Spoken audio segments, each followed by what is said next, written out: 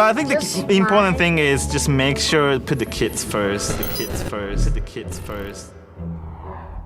Nothing more than a tool for marketing to very young children, zero value to kids. It's straight up dangerous and should be blocked by most parents. I hate this channel, everything about it. Seriously awful. It's a giant commercial and they are always talking about freaking McDonald's. Young brains are impressionable and this is completely not what I want my child to witness as fun. Garbage, pure garbage. Just another way to manipulate kids to make money for this type of parents. It has no educational purpose. Why does a child need that many toys? He's gonna have girl issues because everything is about me. Ryan's toy review is like a trash reality TV show for small children. It seems to be addictive for kids yet has no real substance.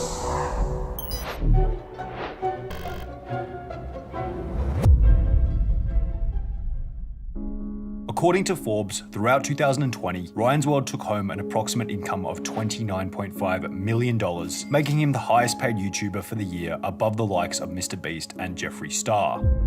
The most significant part, which I'm sure many of you are already aware, is that Ryan is only 9 years old, making him younger than the Angry Birds mobile game, the film Avatar, as well as the legal working age for a McDonald's employee. $29.5 million isn't exactly a bad wicket for anyone who's yet to go through puberty, and considering in every episode it looks like Ryan is having the time of his life, on the surface it seems as though the Ryan's World channel is the spitting image of perfection itself. However, like all things in life, the Ryan's World channel has a dark side that's rarely talked about in the media. We try not to capture any moment that Ryan's in distress. Legal battles to do with not fully disclosing paid sponsorships within videos, the exploitation of Ryan for the financial gain of his parents, and most surprisingly, the criminal history associated with Ryan's mother, Luann Kaji, who in her younger years actually went to prison. 7-year multi-million-dollar YouTube star Ryan Kagi's mother has a criminal past. In June 2002, when Ryan's mum was 18 years old, she was caught shoplifting at a JCPenney located in her hometown of Houston, Texas. The security of the store discovered that she'd been trying to steal 6 items of clothing, totaling $93, which is equivalent to around $135 today. After being taken back to the police station, she would be fined $150 for the theft, given 40 hours of community service, as well as being put on a 6-month probation period. On top of this, she had to carry an offender identification card while also attending an anti-shoplifting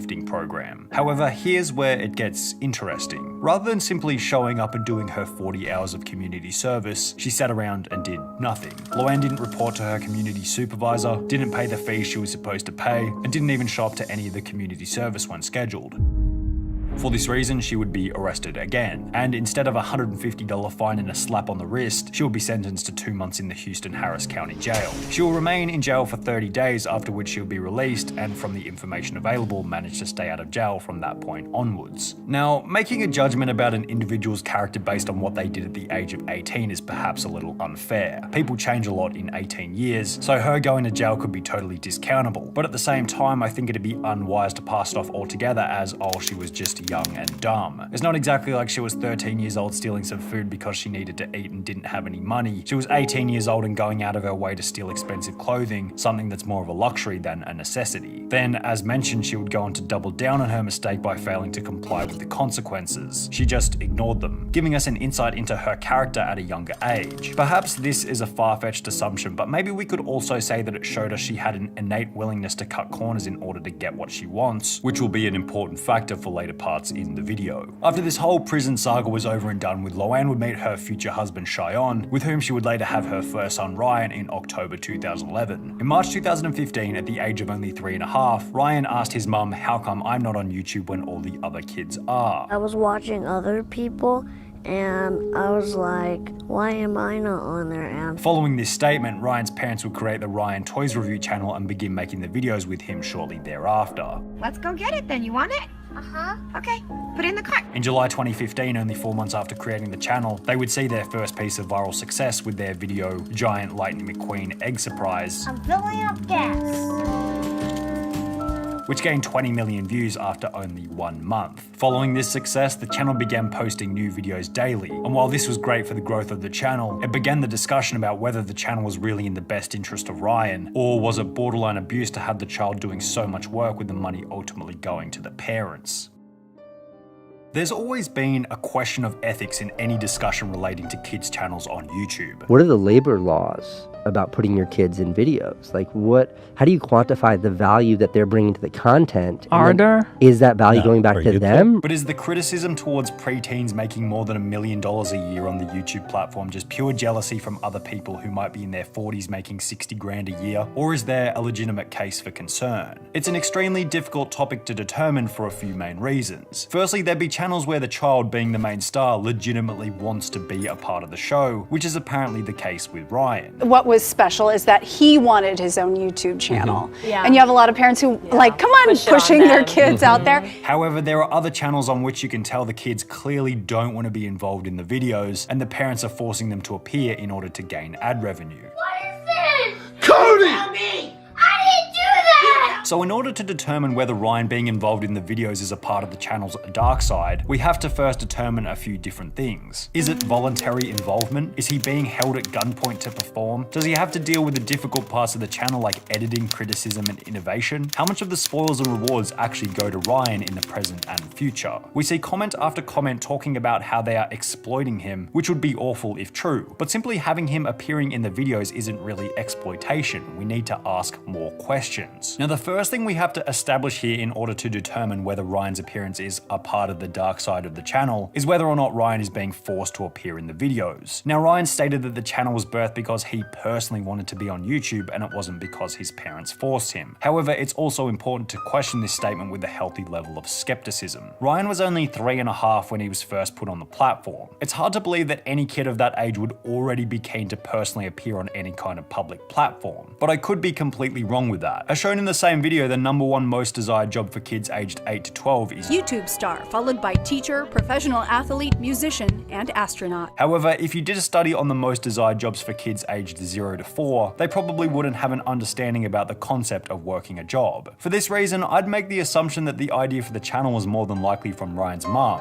and the story of Ryan just seeing other kids on YouTube and wanting to be a part of it as well is an over-embellished statement to go along with the channel's light-hearted branding. However, while this somewhat answers whose idea it was for the creation of the channel in the first place, it fails to answer the more important question: is Ryan being forced to appear in the videos? In the beginning, perhaps there was a trade-off between Ryan and his mum, where if Ryan's mum got to film Ryan in the videos, Ryan would be able to get as many toys as he wanted. A deal that makes sense for both parties involved. You can clearly see in the beginning that Ryan isn't being forced to appear in the videos. Kids aren't very good at hiding their emotions, especially 3-year-olds. If they're sad, they'll show it. If they're happy, they'll show it. Why do you want this? Because I like it. Oh, is it fun? Does it look fun?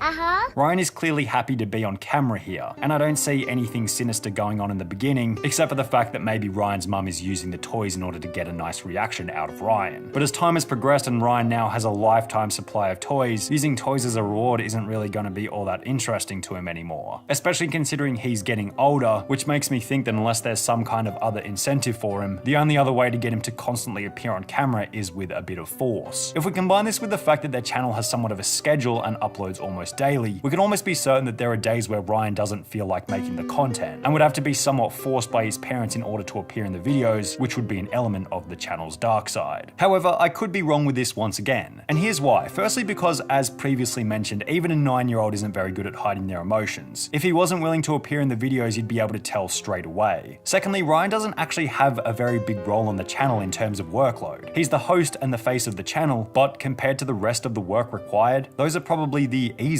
jobs. A lot of these comments that state that the parents are exploiting the son for views must think that this kid is working 15 hours every single day being whipped by the parents in order to get out tomorrow's video. But I would totally disagree with that. He's not going to be doing any editing, he's not going to have to worry about scripting, he's not going to be dealing with sponsors, he's not going to be constantly innovating with new ideas, he's not going to be dealing with sets. All of the hard work is being done by Ryan's parents and their team. Behind the scene, it's a lot more work than somebody might think. It is very time consuming. I would do all the editing after Ryan goes to bed, so I would stay up several hours. Assuming all of the back work is done by the parents, each of these videos could probably be filmed within the space of an hour. On top of this, there are videos where Ryan literally has 3 lines, with the rest of the video being taken over by an adult talking in a kid's voice. Ryan's total quote-unquote work week is probably like 10 hours max, which isn't exactly all that bad, especially when considering how much the channel is earning, which brings us to the question of finances.